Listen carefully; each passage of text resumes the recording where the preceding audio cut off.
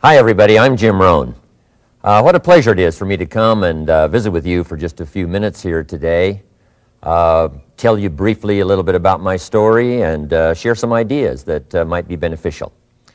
I've lectured in some high school classrooms in California and Arizona and some universities and colleges, Pepperdine University, San Diego State, Arizona State University. And so I've had a chance to talk to kids that are interested in themselves and interested in their future, interested in America, interested in what they can do with their lives, and listening to stories that might be beneficial.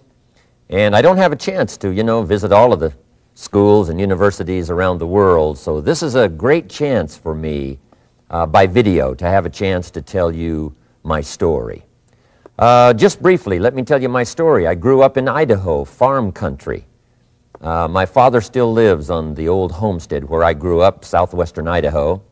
He'll be 91 his next birthday, and I'm very proud of him. I went to high school. I graduated. I went to college 1 year.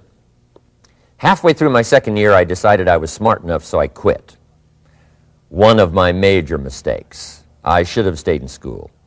But I thought, heck, I'm smart enough to get a job. And back then I thought, that was it. If you're smart enough to get a job, what else would you need? Found out later, a big mistake. But anyway, I quit school at age 19, went to work. A little while later, persuaded a beautiful young lady to marry me with a lot of fancy promises. And fortunately for me, we got married. A little while later, I started my family. And I'm out there working hard, doing the best I thought I could. But year by year, I kept falling a little further behind, buying a little more than I could conveniently pay for on time. And the creditors are finally starting to call saying, hey, you told us the check was in the mail. I'm not feeling at all good about that. About age 25, I've got pennies in my pocket, I've got nothing in the bank, and way behind on my big mouth promises to my family, and wondering what could I do to make my life better. I was willing to work hard. That was not my problem. But I just wasn't making the progress I wanted to make. And then good fortune came my way. Sometimes it's difficult to describe good fortune, why something remarkable happens to you at a particular time. One of my friends says, well, hey, things don't just happen. Things happen just. And maybe that's it, I don't know. But my good fortune was I had a chance to meet a very wealthy man. His name was Mr. Schoaf, Mr. Earl Schoaf. A friend of mine had gone to work for him, and he started telling me about this man. He said, you got to meet this man. He's rich, but he's easy to talk to. And he's got a remarkable philosophy of life. And he kept going on, and I thought, well, I've got to meet this man. So shortly after that, I had a chance to meet this Mr. Schoaf, and I was impressed. He was rich. He was easy to talk to. Within a few minutes, I was dazzled. And I said to myself, I would give anything if I could be like that, rich and easy to talk to. What would it take? And then I thought, if I could just get around somebody like him, and if he would teach me and coach me, I would do it all. And that was my good fortune. A few months later, this wealthy man, Mr. Schoaf, hired me and gave me a job, and I went to work for him, and I spent the next 5 years in his employ. And then, unfortunately, at age 49, he died. But I got to spend 5 years with this remarkable man, his last 5 years of his life, and the first 5 years of my new life. And my dream came true during that 5-year period. This man took the time to teach me and coach me. He taught me the books to read. He taught me the disciplines, and he taught me the skills. And he taught me the changes to make in my language and personality. And the things he shared with me during that 5 years changed my whole life. Changed my income, changed my bank account, changed my future. I've never been the same. By the time I was 31 years old, I was a millionaire. So he taught me economics as well.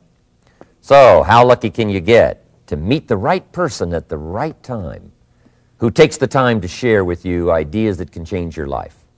A lot of rich people, right, don't take the time, but he did, and he also had the ability. Some people want to share their experiences, but they don't quite know how to say it. But he had it all, and he used language that I could understand, and those ideas greatly affected my life.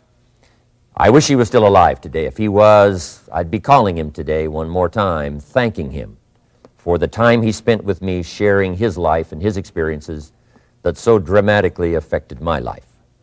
Then, how I really came to be invited to speak to you today. 30-plus years ago, I was living in Beverly Hills, California. And a friend of mine one day said, "Jim, you've got to come and tell your story to my service club." He belonged to the Rotary Club. And he said, "I know your story. Idaho farm boy makes it to Beverly Hills." But he said, "I know my club members would love to hear your story. Would you come and at our breakfast meeting and tell your story?" And I said, "Okay." So I arranged a little talk, went and shared my story that morning, and guess what? They liked it. And my phone rang. Another club called and said, "Would you come and tell us that story?" My phone rings. Another club calls, said, "We've heard about your story. We have a luncheon meeting. Would you come share your story?" First thing I know, I'm spending a little piece of my time giving these breakfast talks and luncheon talks. And then one day, a man who heard my talk about 3 times said, "Would you come and talk to my management and salespeople?" He said, "I've got this little company going, and he said, if you would spend some time talking with my management and salespeople, I'd be happy to pay you." And I thought, wow, wouldn't that be something? Tell my story and my experiences and get paid? He said, "I'd be happy to." Little did I know, that was the beginning of a whole new, brand new adventure for me in sharing my story in speeches and talks and seminars and lectures.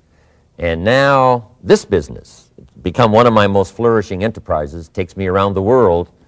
I went to many countries just this year, had my largest audience early this year in Spain, 12,000 people, 10 different languages being translated at the same time.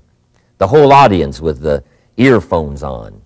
It's interesting when you lecture with multi-languages. You know, when you hit the punchline, you know, the Spanish laugh first, and then the French get it, and then finally the Italians get it, and last the Germans finally get it. And then I say, "Hey, the Germans finally got it, I guess we can continue." You know, some languages take longer to translate than other languages. But what an exciting adventure for me. I was in Israel this year. I lectured in France, my first trip to Prague, Czechoslovakia, Lisbon, Portugal. Last year I was in London lecturing. Happened to be there the same night Pavarotti was singing in London. So, a big dilemma for the people in London. Shall we go see Jim Rohn or shall we go listen to Pavarotti? Well, I must admit he had more people than I did, like 150,000 more. He did a free concert in Hyde Park, and they expected 250,000, but only 150,000 showed up because it rained. And they all got soaked from Prince Charles on down, but they sat in the rain and listened to Pavarotti. I would have been happy that evening, right, to cancel my seminar and go sit in the rain and listen to Pavarotti. Anyway, he and I have agreed now not to appear in the same city on the same day anymore.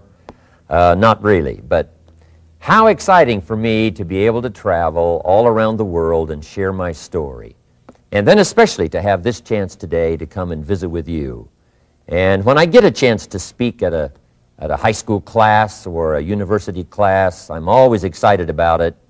I'm limited in time, so I wanted to use this way to come and share my story with you and some ideas that might be helpful in your career for the future, in your now busy life as a student, and then wherever you find yourself in the years to come. Some of the things I'm going to share with you, I want you to remember for a long, long time, because the ideas I want to translate for you drastically affected my life.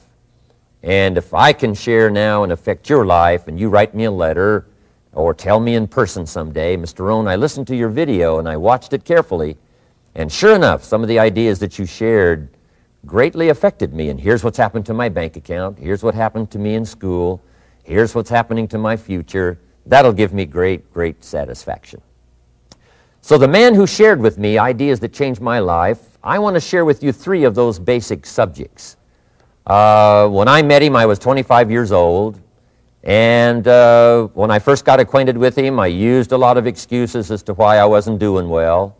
And he said, well, tell me a little bit about your story. And I told him, you know, I was behind on my bills, had pennies in my pocket and nothing in the bank, that I was embarrassed about being behind on my big mouth promises to my family.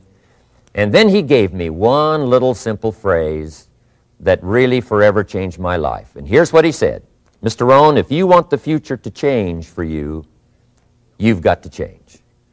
And he said, if you don't change, the next 6 years of your life is going to be just like the last 6.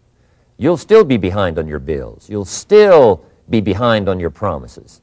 But then he gave it to me in the form of a promise. When I was 25 years old, I've remembered it all these years, and I've shared this promise now with probably over 3 million people in the last 30-plus years. And it's going to be valid for you, so listen carefully to this promise. My teacher said to me, young man, if you will change, everything will change for you. If you will get better, everything will get better for you. What a clear message that was for me. He said, if you'll change your philosophy, if you'll change your habits, if you'll refine your thinking, if you'll change and accept some new disciplines, if you'll turn the corner where you've been in the past, go for a new life for the future, he said, all kinds of remarkable things will happen for you if you will change.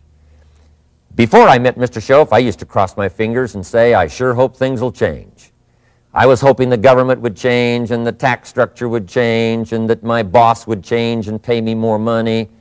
I was hoping that, you know, economics would change and prices would come down, and I was hoping that circumstances would get better. And then I discovered from my teacher that those things are going to continue the same. In fact, all of those things that happen to us is kind of like the wind that blows. And the wind blows on us all. In fact, in America especially, the last 6,500 years of recorded history, we've got probably the most favorable wind that's ever blown. Economics and circumstances, living in a free country, democracy and freedom, an excellent economy. Sure, we struggle at times, but compared to the rest of the world in the last 6,500 years, we've got the best wind ever. But if you just let the wind blow, I'm telling you, it won't take you where you want to go. All of us must use this wind to take us to the dreams we've got, to the equities we want, to the money we want, to the income we want, and to all the things we want our life to have. This is where we want to go, and we've got a good wind, but we must not leave our future just to the wind, just to the economy, just to the structure of the way things are happening today. Here's what we must learn to do, and that is set a good sail. And if you'll learn to set a good sail, and that's what my teacher taught me in those early days. He said, Mr. Rohn, the wind is going to blow however it's going to blow. Politics are going to be politics, and the economy is going to be the economy.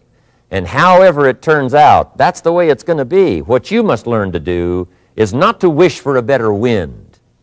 That's naive. The key is to wish for the wisdom and the skills and the learning so that you can set a better sail. And so that's what I did at age 25. I went to work not on the economy. I went to work not on the community. I didn't go to work to try to change the government. I didn't go to work to try to change my boss or the company. I didn't go to work to try to change circumstances. I went to work to try to change myself. And I picked up that promise my teacher shared with me, that if I would change, my income would change. If I would change, my bank account would change. If I would change, my future would change. And sure enough, his promise came true for me. The first 6 years of my economic life, I wound up broke. Those pennies in my pocket, nothing in the bank, behind on my promises. The second 6 years of my economic life, I wound up rich. But interestingly enough, the second 6 years of my economic life, the government was about the same and the economy was about the same. You know, the companies were about the same. What they paid was the same. Circumstances around me were the same. You know, my negative relatives were the same. But I was not the same. That's how my life changed. And that's how things started working for me, changing my life all those years ago. So that's what I wanted to share with you to begin with, this beginning of what Mr. Shoaff shared with me, that if I wanted my life to change, this was what I was going to have to do. And so he broke it down into 3 subjects that really made an impact on my life, and I want to share those with you. The first subject he called personal development. And the second subject he called setting goals. And the third was how to become financially independent. And I'd like to give you just a few clues from those three major subjects that so dramatically affected my life. And let's get started. The first one is personal development. Now, in illustrating personal development, Mr. Schoaf, my teacher, started with money. You know, money's not the only place to start in talking personal development, but it's where he started, so let me share the thoughts he shared with me back then. Let me share them with you. Here's the best lesson I can give you on economics. It's very simple. We get paid for bringing value to the marketplace. That's about as simple as I can put economics. We get paid for bringing value to the marketplace. Now, it takes time to bring value to the marketplace. However, we do not get paid for time. So we cross that out. Mistakenly, the man says, I'm making about $20 for an hour. Not true. If that was true, you could just stay home, right, and have him send your money. So that's not true. We don't get paid for time. We get paid for value brought to the marketplace. Now, since that's true, here's one of the key questions of my talk to you today. Is it possible to become twice as valuable to the marketplace and make twice as much money in the same time? Is that possible? The answer is yes. Could you become 3 times as valuable as you might be right now to the marketplace and make 3 times as much money in the same time? And the answer is yes. 5 times, 10 times? Of course. America is unique. It's a ladder to climb. It starts down here, let's say, at $5 an hour, and it keeps going up. Top income last year, $80 million. The guy who runs Coca-Cola. Now, that's a heck of a ladder. That's why everybody wants to come here, right? The boat people are not headed for Vietnam. People haven't plotted and schemed for 50 years saying if I could just get to Poland, everything would be okay. Not true. Everybody wants to come to America. And the reason is because we've got the best wind ever blowing in our favor. We've got the best economic opportunity anybody's had in 6,500 years. And all you have to do is understand it and take advantage of it. Now, there's some key questions to ask here. Why would the marketplace pay someone only $5 an hour? Very simple answer. They're not very valuable to the marketplace. Now, we must underline to the marketplace. This person might be a very valuable brother. Yes. Member of the family, valuable. Yes. Valuable member of the church, of course. Valuable citizen of the country? Yes. Valuable in the sight of God? No doubt. We're all of equal value in the sight of God. But if you're not very valuable to the marketplace, you don't get much money. You say, well, it shouldn't be that way. Well, then you got to start your own country. You know, this one's been in process for 200 years, and this is the best we've been able to come up with so far. But here's the key. You don't have to stay here. Now, there was a big debate in Congress last year that this $5 was not enough, should be 6, should be 6, should be 6. But we don't need legislation. 6 is already on this ladder. The next step up. You know, if you work for McDonald's, they'll pay you $5 an hour to take out the trash. If you whistle while you take out the trash, they'll pay you $6 an hour. So we don't need that legislation. You just need to take lessons on how to whistle. Have a good attitude. Now, as you begin to climb this ladder, why would the marketplace pay some people $50 an hour? Answer, evidently, they must be more valuable to the marketplace. 10 times more valuable. And is that possible for someone to be 10 times more valuable and earn $50 an hour instead of 5? And the answer is yes. That's what America is all about. Now, why would the marketplace pay some people $500 an hour? Evidently, this person must be much more valuable to the marketplace. That's what's important to understand, to the marketplace. And would the marketplace pay one person $80 million for 1 year's work? And the answer is, of course. If you helped a company make $1 billion, would they pay you $80 million? I'm telling you, it is possible. And that's why America is so exciting. That's why this financial ladder is so exciting. It's possible for all of this to come true for all of you, no matter where you start. As a student in school, just getting started out there in the workplace, this is all possible for you. Now, Mr. Shoaff gave me the clue on how to climb this ladder as high as I wanted to climb. Now, we're talking primarily economics here. There's a lot of other ways to become valuable to your family, valuable to your friends, valuable to the community, valuable to the team, right? Valuable to the team effort, valuable to the concert. But here's what he said to me. In climbing this ladder economically, all you have to do is work harder on yourself than you do on your job. Once I heard that, it made sense to me.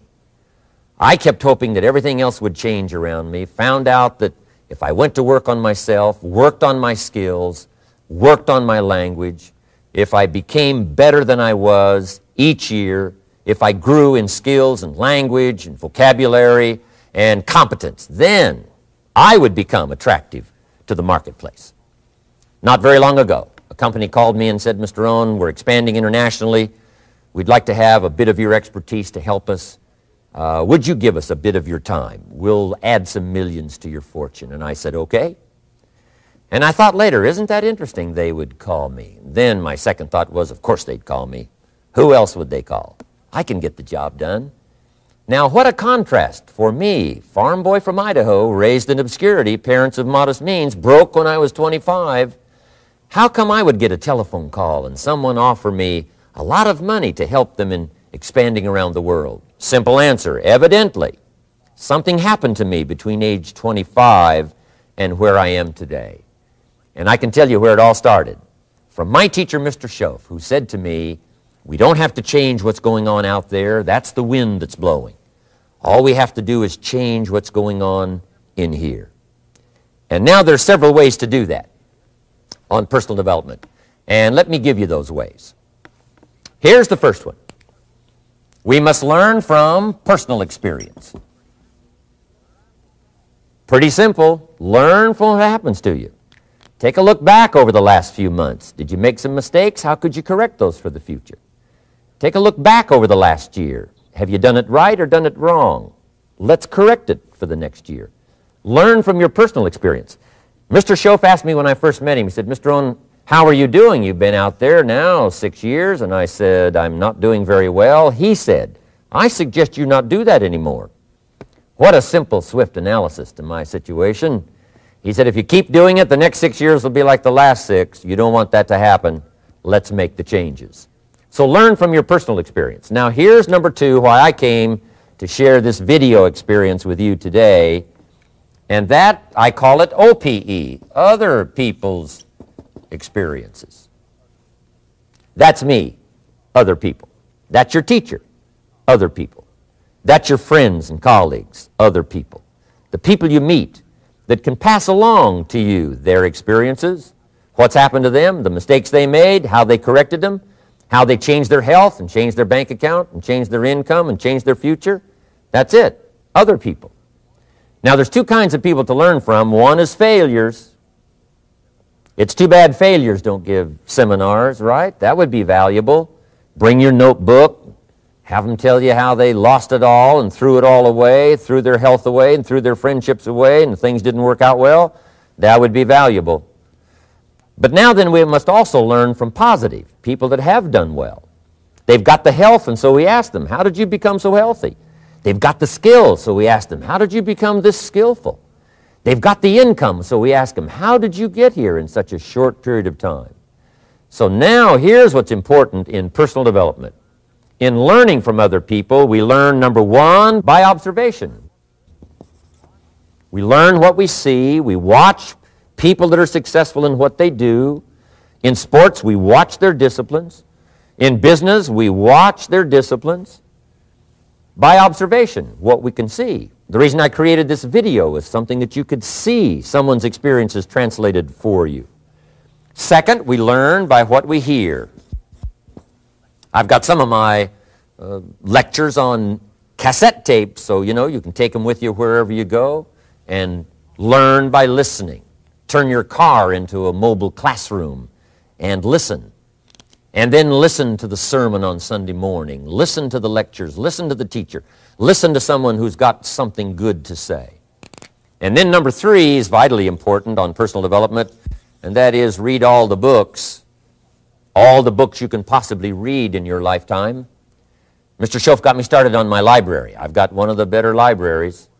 Haven't read everything in it, but I feel smarter just walking in it, my library. At least I was smart enough to buy it. Now I got to be smart enough to read it. And then, of course, I got to be smart enough to decide what's valuable and then do it. But this one is very important. Become a good reader.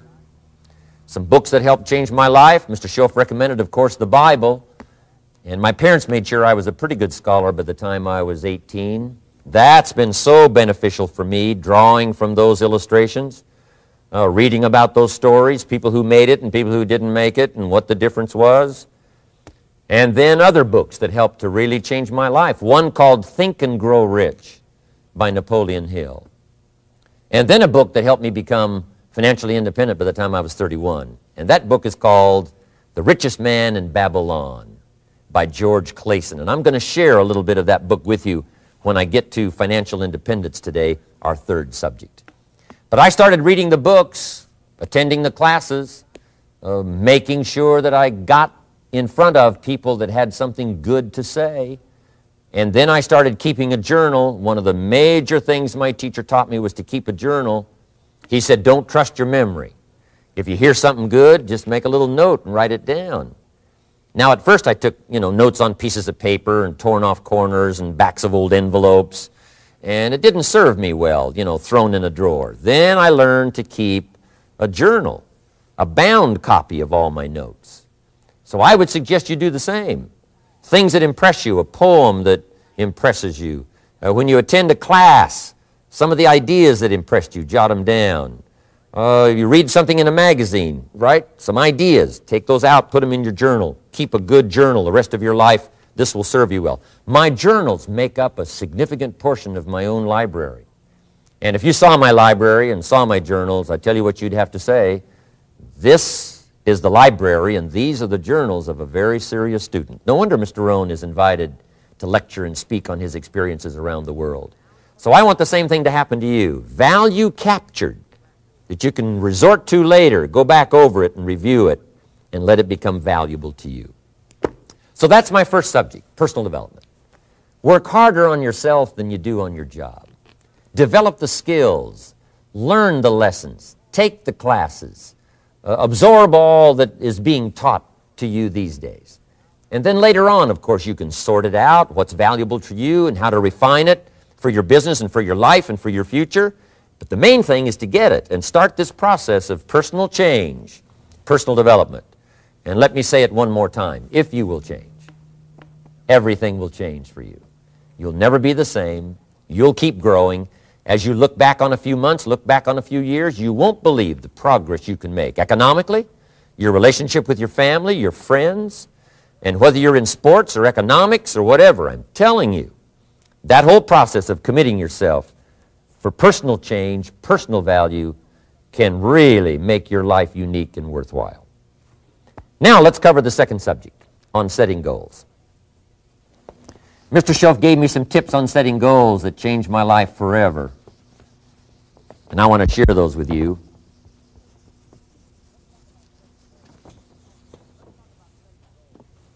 So let's talk about setting goals, and I also want to tie it to personal development, and you'll see how I'm going to do it as I progress here. Setting goals. We need to take a look into the future. There are 4 things to consider in terms of attitude. One is how you feel about the past. Best advice I can give you on that is treat the past as a school. Let it teach you the mistakes you've made, the things that went wrong, the things that didn't work. Don't use the past as a burden to carry, and don't use the past as a club to beat yourself to death. past losses, past failures, past mistakes. But let the past be a school. Tough school maybe. We've all been through some tough stuff. So if you feel good about the past, draw from it for experience and let it teach you. Then next is how you feel about the future. We've got to have the future well designed. The future is called the promise. And here's what we teach in our leadership series. The promise of the future can be an awesome force for your own future. The promise of the future, designing the future. There's two ways to face the future. One is with apprehension, and the other is with anticipation. I promise you, in my travels around the world, most people face the future with apprehension. And here's why. They don't have it well designed. They've sort of left that up to someone else to fix. But here's the best way to face the future, with anticipation.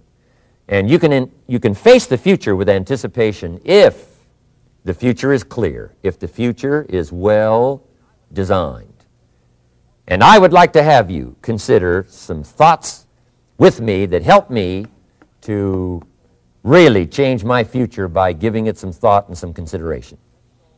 And here it is. In setting goals, it's very simple. Number one, decide what you want. You just take a little time. You sit down and say, what do I want? What kind of skills do I want? What kind of income do I want for the future? What would I like? Where would I like to go? Places I'd like to visit? Habits I'd like to acquire? Skills I'd like to have? You just take a little time to think about what you want. Economics, friendships, people you'd like to meet, places you'd like to go. You just take some time. And then I suggest, when you've thought about what you want for the future, make a list. Just jot it all down.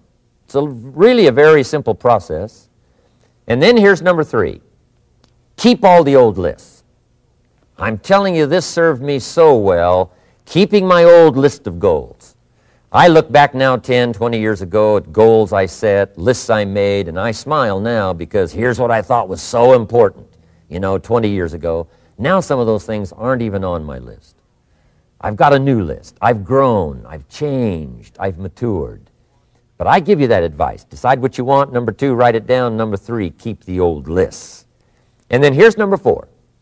When you get something that's on one of these lists, check it off. Part of the fun of having a list is checking it off. And then if you can add some drama to checking it off, see, that's what really helps. I set a goal to go to Spain many, many years ago. And when I finally made my first trip to Spain, I had that journal with me that had that list in it. And while I had my journal on my lap, waiting for the wheels to touch down in Madrid, I waited until the wheels touched the runway, and I checked it off, just adding a little drama. So, part of the fun of having a list is checking it off. Now, here's what's important about the lists and designing your future. If the future gets clear, the price gets easier. Because you got to remember, for every promise, there's a price to pay.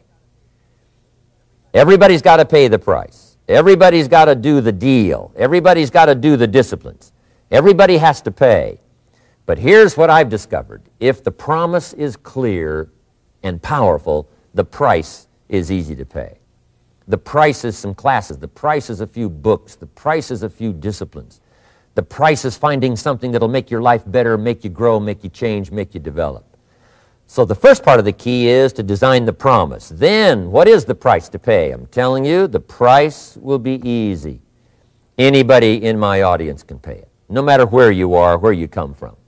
Color doesn't matter, religion doesn't matter, where you grew up doesn't matter, circumstances don't matter. I'm telling you, if you'll make the promise of the future clear for yourself, the things you want, the places you want to go, the things you want to have, the person you want to become, the skills you want, the homes you want, the future you want, the friends you want, all of the values of life that you could possibly want.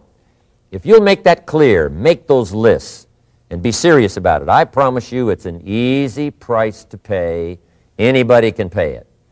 And the best advice I can give you is, if I can do it, you can do it. Farm boy from Idaho, raised in obscurity, I changed my life, turned it upside down, turned it all around, found economics, found future, found promise, and if I can do it, you can do it.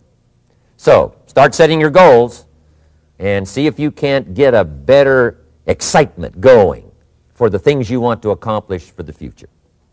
Now here's my third subject, and that's called financial independence.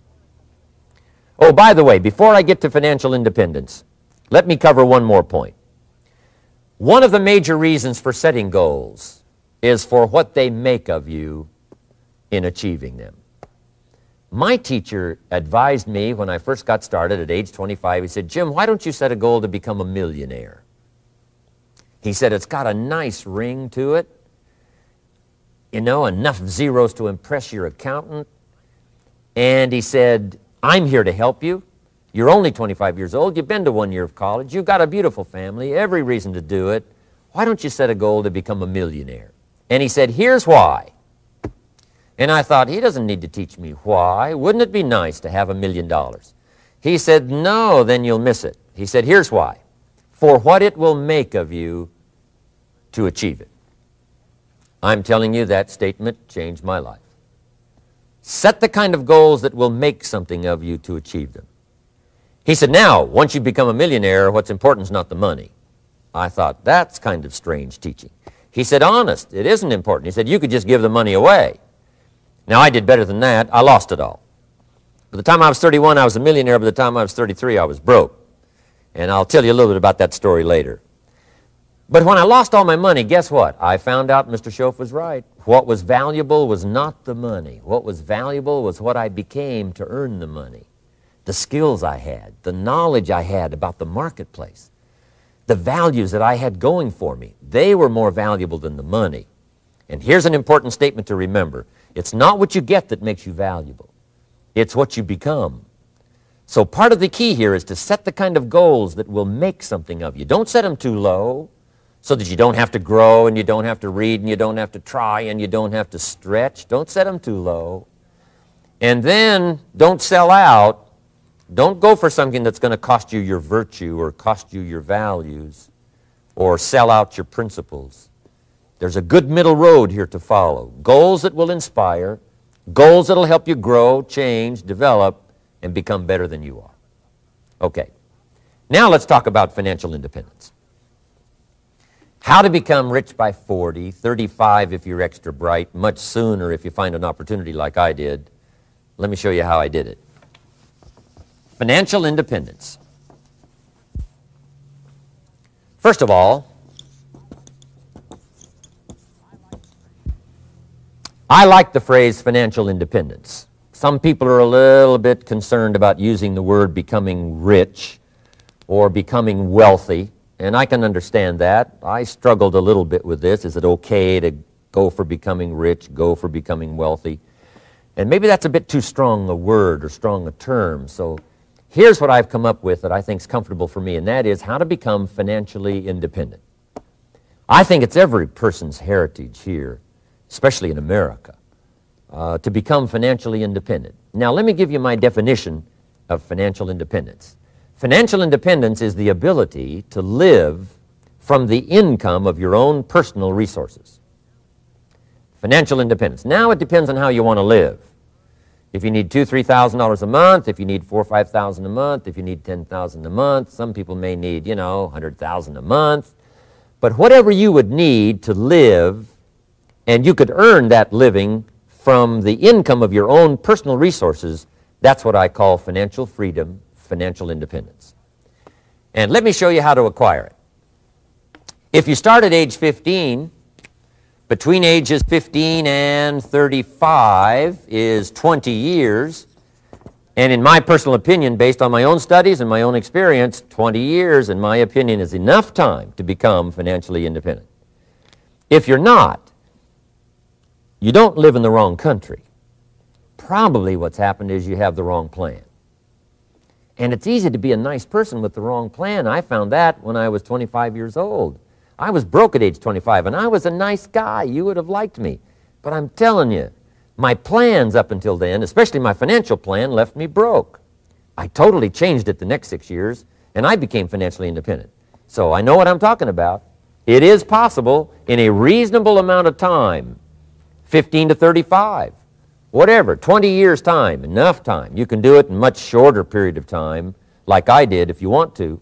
But this is a reasonable enough time. But here's number one. First of all, you got to have the right philosophy.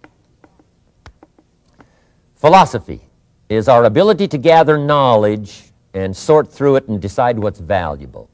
To develop a philosophy about life, a philosophy about our health, a philosophy about our family relationships, a philosophy about economics. And if you develop the right philosophy, that's what helps to set this sail so that in 6 years it takes you where you want to go instead of winding up like I did that first 6 years of my economics, broke, no money, empty bank account. The right philosophy. Now let me give you a couple of philosophies to consider. Here's the first one. It's called the philosophy of the poor. And here it is. Poor people usually spend their money and invest what's left. That's the philosophy of the poor. Now here's the philosophy of the rich. Rich people invest their money and spend what's left. And here's the startling answer. It really doesn't matter what the amount is. What's most important is not the amount. What's really important is the philosophy. So I would ask you to adopt this philosophy of spending after you have invested. Invest first, then spend. And I've got a little formula that I'm going to share with you. Now, what should a child do with $1? I mean, there's a lot of debate going on, I'm sure, across the country on what a child should do with $1. Here's one opinion. It's only a child and it's only $1. What difference does it make? Well, in my opinion, it makes all the difference in the world. A person's economic future starts with a child with $1. Somebody says, oh, no, you're only young once. Let him spend it all. Well, when would you hope that would stop? Somebody says, well, wait till he's 50 and broke like me and then he'll learn. Well, no, we don't want to wait that long. If I would have known earlier than age 25, I would have changed. In high school, if they would have had classes called Wealth 1, Wealth 2, I'd have taken both classes. I would not have waited until age 25. So, the earlier the better. So, what should a child do with $1? Here's the simple premise to begin with. Don't spend it all. And if a child wants to spend the whole $1, you got to say, hey, don't spend it all. Don't spend it all. They'll say, why not? It's my $1. I earned it. You say, I know you earned it, but don't spend it all. They'll still say, why not? Say, let me show you why not. So you put them in your car, take them to the other side of town, and show them where people live that spend the whole $1. You just drive them around. Kids learn best by visual. Just drive around and say, would you like to live here? Kid says, no. Would you like to live like these people live? Kid says, no, no. Then you can't spend the whole $1. So, kids will get the message. So, take them to the other side of town and show them around, unless you already live there, and then just show them around. Anyway, don't spend the whole $1. Now, let me give you my best view of what to do with $1. And I promise you, if you started at age 15, now if you're over 15, right, you've still got plenty of time. You still got 20 years. If you're 30, you've still got 20 years. I mean, you still got plenty of time to start what I'm about to share with you. What to do with $1. Here's my first bit of advice. Never spend more than 70 cents. Never spend more than 70 cents. Now, you got to pick some number, and the number you pick is going to be determined by your philosophy. It's going to be determined by what you've been taught or your experience teaching yourself. When I first met my teacher, Mr. Schoaf, I was at about 110% of each $1. I'm down at Budget Finance, hawking my furniture and my car one more time. And then I learned a whole better formula for financial independence. Number one, don't spend more than 70 cents. Now, kids say to me, well, okay, what do I do with the other 30 cents? And here's what I teach them. 10 cents for charity.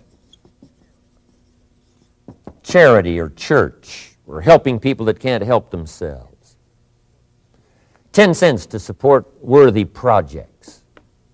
Projects that you feel good about. 10 cents out of every $1. It's called being generous with part of what you've taken out of society. Now, in my opinion, nothing teaches us character better than generosity. No class, no teacher, no book teaches character better than generosity. And the best time to start is when the amounts are small And I know if kids learn these lessons well, they'll give a dime out of a dollar, help people that can't help themselves, support worthy projects. Or if you belong to a church, they teach tithe, piece of. That's very important. Now, because when the amounts get larger, sometimes it's a little more difficult. You know, giving 100,000 out of $1 million, someone says, oh, if I had $1 million, I'd give 100,000. I'm not sure. That's a lot of money. So the time to start is when the amounts are small, 10 cents out of the dollar. Okay, next 10 cents I call active capital. Active capital means do something to make a profit. Active capital. Set aside a portion of your income. Wages are okay, but I'm telling you, wages will make you a living. Profits will make you a fortune. So set aside part of your income as capital, called active capital. Any kind of project you can possibly think of, you can possibly come up with. I'm going to write a new book, I think, for kids. I think the title is going to be, Of Course Kids Should Pay Taxes. It's kind of an interesting title. In California, kids do pay taxes. When a child walks into 7-Eleven, buys something that costs $1, the proprietor says, give me 7 more pennies. And the child says, hey, what's these 7 pennies for? And the proprietor says, that's the taxes. Kid says, well, hey, I'm only 8 years old. Proprietor says, congratulations, you're my youngest taxpayer. Give me the money. So in California, where I live, kids do pay taxes. Big question is, should they? And my book will answer that question. Of course, kids should pay taxes. Nothing is for free. If you want to ride your bicycle on the sidewalk instead of in the mud, you got to pay the 7 pennies. Nothing is free, so we all have to pay.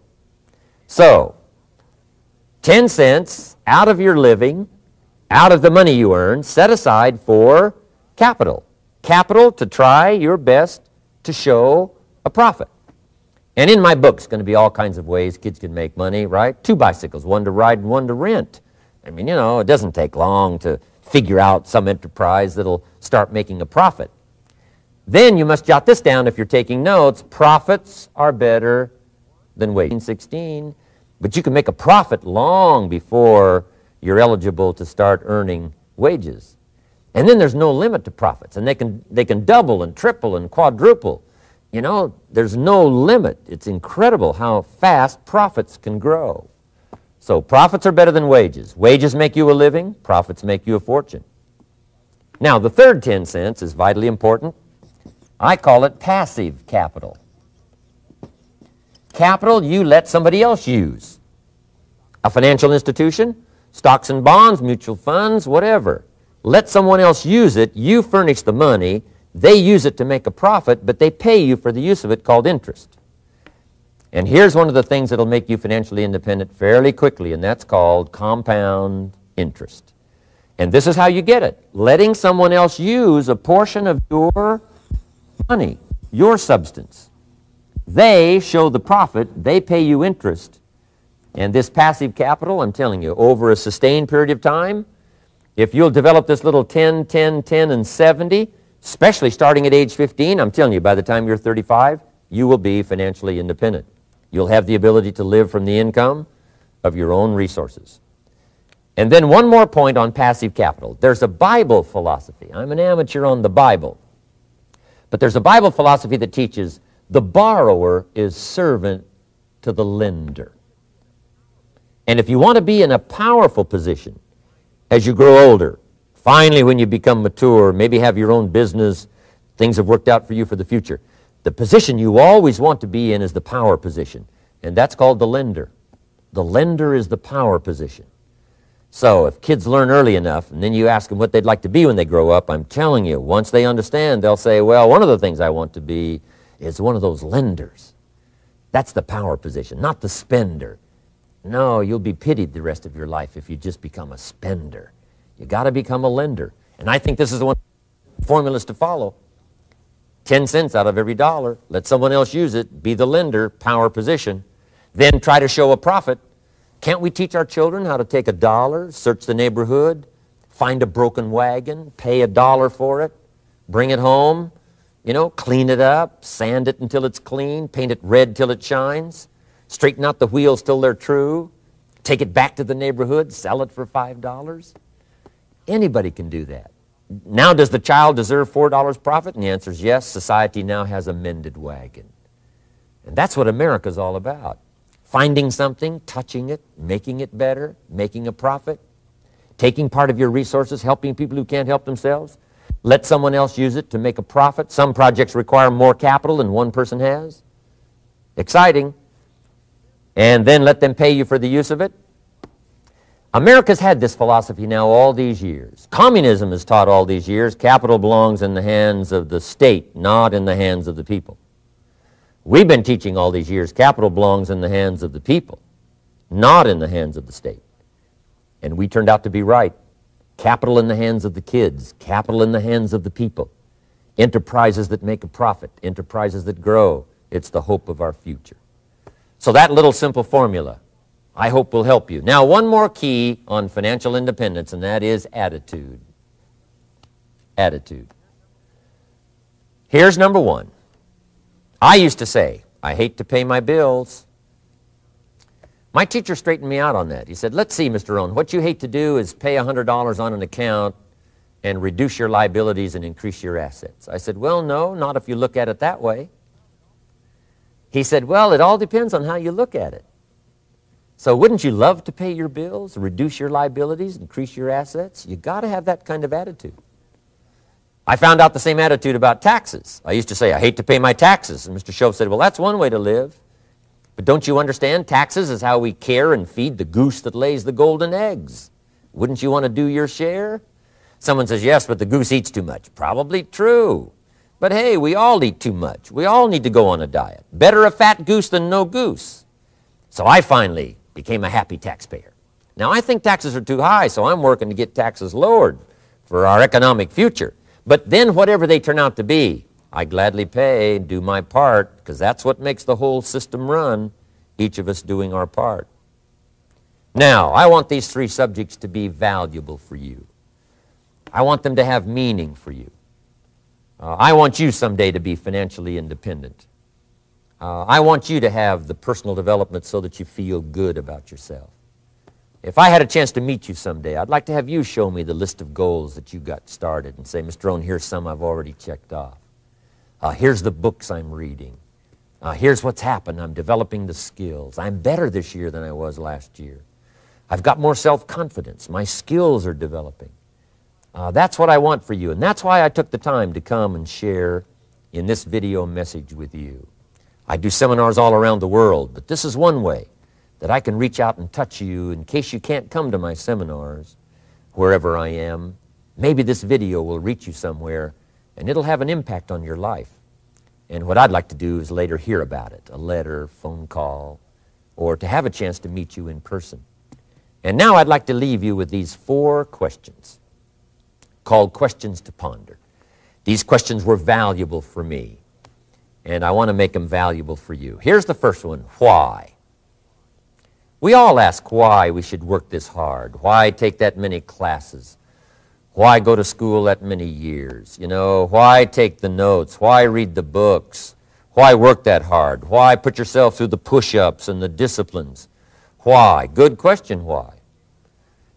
Best answer to why, I think, is the second question. Why not? Why not see how many books you can read, how many classes you can take, how many skills you can develop? Why not see how valuable you can become to the marketplace and to your friends and to your family? Why not see what you can make of yourself? Why not see how far you can go, how much you can see, how much you can earn, how much you can share? Why not? That's the heritage all of us have, in America especially, is to see what we can make out of our lives now that we've been given this extraordinary opportunity. Now, my third question I'd love to ask you in person. But since I can't do it in person, I want to ask it of all of you. But I want you to take it personally. And my third question is, why not you? Why not you with good self-esteem? Why not you starting to change and setting goals? Why not you starting to make progress toward financial independence? If I can do it, you can do it. I wished I had a lot more testimonials here today besides mine, a whole steady stream that would come by and tell you their story. Someone who started with nothing, finally run a big enterprise. A mother who was on welfare, now she owns her own business. in addition to my story. I wish I had a lot more. And if all of them told their story, guess how they would probably wind up their story? They'd probably say, just like me, why not you? If we can read, you can read. If we can change, you can change. If we can figure it out, you can figure it out. If we can turn it around, you can turn it around. There isn't anything you can't accomplish. That's what those testimonials would say. And so I want to say it to you personally. Why not you? You've got the brains. You've got the stamina. You've got the vitality. You've got the interest. You've got your life ahead of you. You've got the future. You can do it. If anybody can do it, you can do it. If one of us can do it, hey, we all can do it. And now here's my last question. Why not now? This is a good time as the 20th century starts to wind down, a few more years as we get ready for century 21. What a good time to set your goals, work on yourself, work on your skills. What a good time to get it together. What a good time to start this process. Personal development, growing, changing, developing, having a good plan for your money and for your life and for your future. Why not now? And I hope I have a chance to see you one of these days and share with you the experience, the reaction, the response you might have had from my message today. And until I get a chance to see you on this side of the world or the other side of the world, in some school or some seminar, or maybe I'll come and speak for a company that you work for someday. I hope I get a chance to meet you. Until then, I wish you the best. I want all that I've gotten to be yours and much, much more. God bless. Goodbye.